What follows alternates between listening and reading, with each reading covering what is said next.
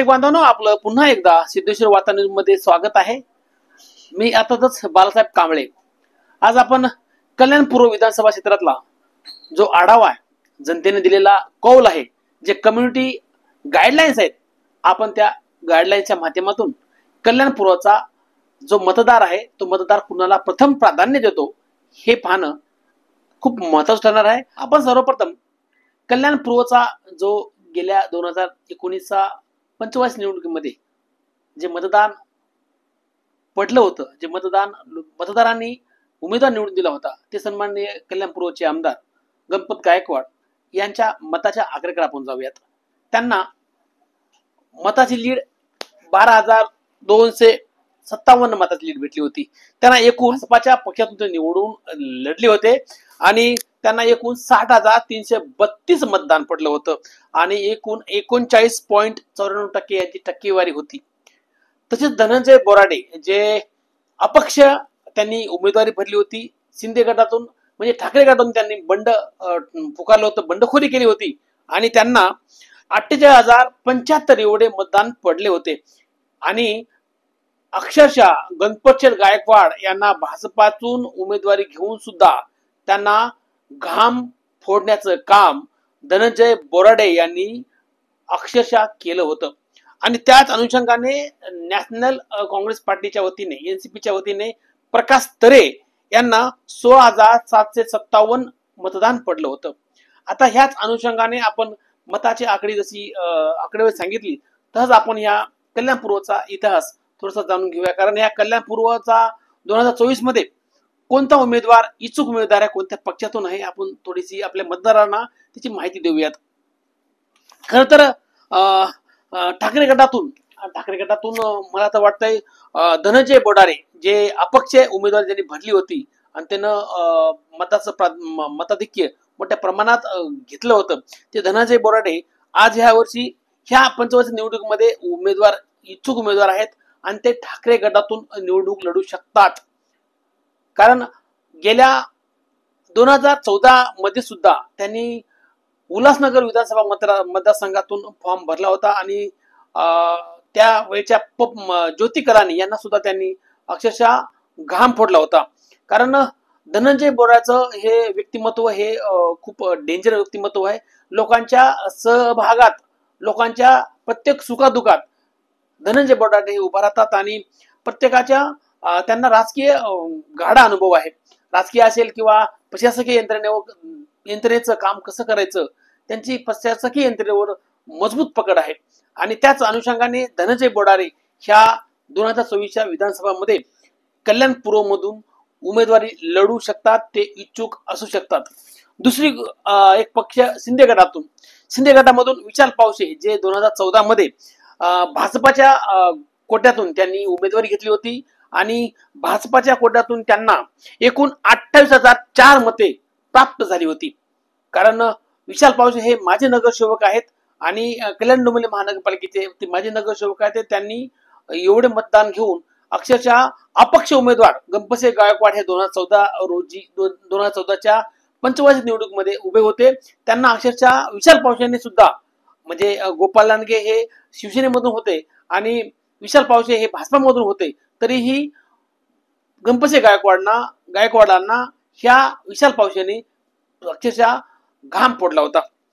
दुसरी गोष्ट अशी, शिंदे गटाकडून आणखी एक माजी नगरसेवक महेश गायकवाड ज्याच्यावरती हिल्ला इम्प्लिमेंटेशन झाला होता आणि त्या माध्यमातून ते खासदाराचे डॉक्टर श्रीकांत एकनाथराव शिंदे यांचे जवळचे मित्र, जवळचे जिवलग मित्र आहेत आणि त्यांच्या विश्वासाला ते कधीच तडा जाऊ देत नाहीत आणि त्यांचं मताधिक्य खूप ते गाजवू शकतात किंवा घेऊ शकतात। कारण कल्याण पूर्व मध्ये जो ग्रामीण भाग आहे, मलंगड प्रभाग असेल, मलंगड विभाग असेल, या मलंगड विभागामध्ये त्यांनी अनेक लोकांचे घर पडले होते, ज्याची जनावरं एक्सपायर झाली होती, मेली होती।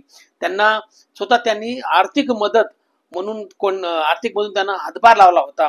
प्रत्येक गोरगरिबाचा हा दाता असं म्हणलं तर वावगं ठरणार नाही, कारण महेश गायकवाडवरती जो हल्ला झाला होता, त्या हल्ल्यानं कल्याण पूर्वचे जे त्यांचे मतदार आहेत आणि इतर जी जनता आहे, जनता खूप शोकाकुल झाली होती। कारण महेश गायकवाडनी ज्युपिटर मध्ये खूप शेवटची घटका सुद्धा मोजली होती, परंतु काहीतरी पुण्य नशिबाला हवं असतं, त्याचं पुण्य महेश गायकवाडला भेटलं आणि त्यांना पुनर्जीवन मिळालं असं बोललो तर मुळीच वावगं ठरणार नाही. आणि महेश गायकवाड ह्या कल्याणपूरच्या विधानसभा 2024 मध्ये इच्छुक उमेदवार असू शकतात आणि त्यांचं पारडं जड होऊ शकतं. दुसरे उमेदवार अजित पवार गटाकडून माजी आमदार जगन्नाथ आप्पा शिंदे यांचे सुपुत्र निलेश शिंदे हे आता ह्या कल्याणपूरच्या निवडणुकीमध्ये उमेदवारी घेऊ शकतात. कारण जगन्नाथ आप्पा शिंदेचं जे गोरगरिबाला जे सहकार्य करतात ते ऑल इंडिया ड्रगिस्टचे मेडिकल ड्रगिस्टचे ते अध्यक्ष आहेत आणि खरंच त्यांनी अनेक रुग्णांना औषधाच्या वतीने मोठमोठे जीवदान दिलेलं आहे. कारण ऑल इंडिया मधले ते सन्माननीय अध्यक्ष आहेत आणि त्या माध्यमातून जगन आप्पा शिंदे यांच्याकडे कोणी रुग्ण आला किंवा कुठल्याही गरजू रुग्ण आला त्यांना हे सहकार्य त्यांना दिलेलं आहे आणि त्यांचं मोठं मताधिक्य त्यांच्या माध्यमातून निलेश शिंदेला भेटू शकतं. आणि परंतु आता निलेश शिंदेचं महत्व म्हणजे शहरामध्ये त्यांचं मोठं मताधिक्य आहे, परंतु निलेश शिंदे अजित पवार गटाकडे असल्या कारणानं हे सत्ता असल्या कारणानं सध्याचं राजकारण त्यांना करता येईल आणि त्या ठिकाणी निलेश शिंदेला मोठं मताधिक्य सुद्धा मिळू शकतं. दुसरीकडे गेला तर आमदार भाजपाचे गणपतचे गायकवाड आता त्या गोळीबार केल्यामुळं ते आता जेलमध्ये आहेत, कारागृहामध्ये आहेत, तलोजा कारागृहामध्ये. कालच विधान परिषदेच्या निवडणुकीमध्ये ते मतदान करण्यासाठी आले होते, त्यांना न्यायालयाने परवानगी दिली मतदानासाठी. परंतु आता जर त्या 2024च्या निवडणुकीमध्ये तर त्यांना ऑक्टोबर-नोव्हेंबर मध्ये जर जामीन मिळाला तर ते ह्या 2024 ची निवडणूक लढवू शकतात. अन्यथा जामीन न मिळाल्यास त्यांची पत्नी सुलभा गणपत गायकवाड ह्या इच्छुक आहेत, त्या ह्या भाजपाच्या वतीनं त्यांना तिकीट मिळू शकतं. गणपतचे गायकवाडचं जे पूर्ण काम आहे त्या सुलभाताईनं पूर्ण प्लॅनिंगनं काम केलं. प्रत्येक उद्घाटन प्रसंगी ते वेळेवर यायच्या आणि गणपत सेठ गायकवाडने जे गेली 3 ट्रिपल हॅट्रिक मारून त्यांनी कल्याणपूरमध्ये एक इतिहास घडवला होता आणि त्याच इतिहासाचं ते आता डबल चौथ्यांदा ते त्यांना उमेदवारी भेटू शकते आणि सुलभाताई गणपत गायकवाड ह्या विजयी होऊ शकतात. दुसरीकडे गेला तर राष्ट्रवादी काँग्रेस पार्टी जे शरद पवार गटाचे आता जस्ट त्याची नेमणूक झाली आहे. ठाणे जिल्हा अध्यक्ष काशीनाथ पाटील यांची निवड झालेली आहे आणि आता तेही 2024च्या विधानसभा कल्याणपूर विधानसभेमध्ये ते इच्छुक उमेदवार म्हणून घोषित केले जाऊ शकतात. कारण त्यांचा तगडा अनुभव, त्यांचा राजकीय, सामाजिक, शैक्षणिक ह्या प्रत्येक क्षेत्रामधले मोठा अनुभव त्यांच्याकडे आहे आणि त्यांना ग्रामीण आणि शहरी भागातले मतदार सुद्धा परिचित आहेत.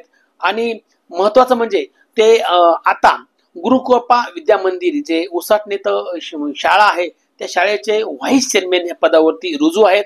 त्यांनी ग्रामीण भागातल्या विद्यार्थ्यांना एक शैक्षणिक बाबीमध्ये चांगली सूट मिळावी, आपल्या शहराकडे न जाता मुलांना ग्रामीण भागामध्ये शिक्षण मिळावं आणि प्रत्येक घरामध्ये उच्च शिक्षित मुलगा असो मुलगी असो ही व्हावी. कारण मुलगी शिकली तर प्रगती झाली. अशा घटनेच्या माध्यमातून त्यांनी स्वतः ग्रामस्थाच्या वतीनं एक उसाटणे येथच शाळा स्थापन केली. आज त्या शाळेचे ते व्हाईस चेअरमॅन आहेत. दुसरी गोष्ट अशी, ते स्वतः जिल्हा परिषद सदस्य, ठाणे जिल्हा परिषद सदस्य होते. त्यांच्याकडे शिक्षणाचे सदस्य, शिक्षण विभागाचे पण ते सदस्य होते आणि त्यावेळी 5 वर्ष त्यांनी विकासाचा मोठा झंझावात केला होता. विकास खूप मोठ्या प्रमाणात केला होता आणि काही काळ ते कृषी उत्पन्न उल्हासनगर कृषी उत्पन्न बाजार समितीचे ते संचालक होते आणि नंतर त्यांची उपसभापतीपदी निवड सुद्धा झाली होती. कारण हा जो इतिहास आपण तुम्हाला सांगतोय हा इतिहास, कारण काशीनाथ पाटील हे ग्रामीण भागाचं एक विकासाचं महामेरू म्हणता येईल त्यांना. कारण शासकीय प्रशासकावरती मजबूत पकड आहे, त्यांना तो गाढा अनुभव आहे आणि अनुभवाच्या अनुषंगाने आज शरदचंद्रजी पवारच्या माध्यमातून ते ह्या कल्याणपूर्वचे प्रमुख दावेदार असू शकतात. कारण कल्याणपूर्व विधानसभा क्षेत्रामधून ग्रामीण भागातला हिरा आज शहरी भागाचा विकास करण्यासाठी तो विधानसभेमध्ये आज कल्याणपूर्वच्या जनतेचा आवाज बनवू शकतात। आता आपण जे काही कम्युनिटी गाईडलाईन्स बोललो होतो, कम्युनिटी गाईडलाईन्सच्या माध्यमातून आपण जनतेचं मत घेतलं होतं। आपण कम्युनिटी गाईडलाईन्सच्या माध्यमातून कल्याणपूर्व विधानसभा क्षेत्रात कोणत्या पक्षाचा उमेदवार विजयी होईल क्वेश्चन मार्क, त्यामध्ये भाजपाला 7% मार्क भेटलेले आहेत। शिवसेना शिंदे गटाला 17% मार्क्स भेटलेले आहेत। मनसेला 23% आणि शिवसेना ठाकरे गटाला एकूण 53% लोकांनी कौल दिलेला आहे, सहमती दर्शवलेली आहे। आणि आम आदमी पार्टी 0, कारण कल्याणपूर्वच्या जनतेला कल्याणपूर्व विधानसभा क्षेत्रामध्ये शांती अहिंसा हा मार्ग, कल्याणपूर्वचे जे कोणी उमेदवार निवडून येतील त्यांनी हा मार्ग पत्करावा, कारण गोळीबार करून कुणाचा जीव घेऊन जे स्वतः 302च्या किंवा 307 ह्या कलमाच्या माध्यमातून जर जीवे ठार मारण्याचा प्रयत्न जे आमदार विधानसभेमध्ये कायदा करतात, सामान्य जनतेला कायदा वावरण्यासाठी कायदा बनवतात, तेच आमदार जर पोलीस स्टेशन मध्ये जाऊन गोळीबार करत असतील, कुणाचा जीव घेण्याचा प्रयत्न करत असतील, तर हे जनतेला, कल्याणपूर्वच्या जनतेला बिलकुल आवडलेलं नाही। म्हणून भाजपाला 7% वोटिंग भेटलेली आहे आणि त्यामध्ये शिवसेना ठाकरे गटाला 53%। म्हणजे आज जर ठाकरे गटातून धनंजय बोडारे कल्याणपूर्व मधून जर निवडणुकीला उभे टाकले तर ते तेवढ्या मार्कानं निश्चित विजयी होऊ शकतात, असं कल्याणपूर्वतील जे मतदार आहेत, मतदार राजा आहे आणि राजा तो राजा बनता है, राजा तो राजा होता है आणि मतदार राजाचा हा कौल आहे।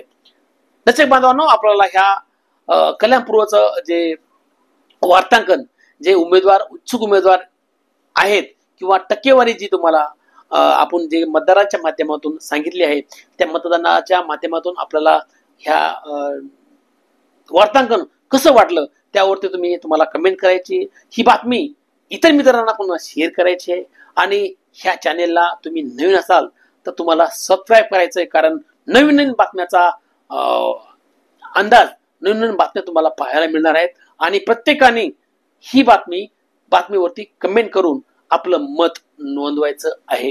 आता फक्त सिद्धेश्वर वार्ता न्यूज आपल्या YouTube चॅनेलवरती।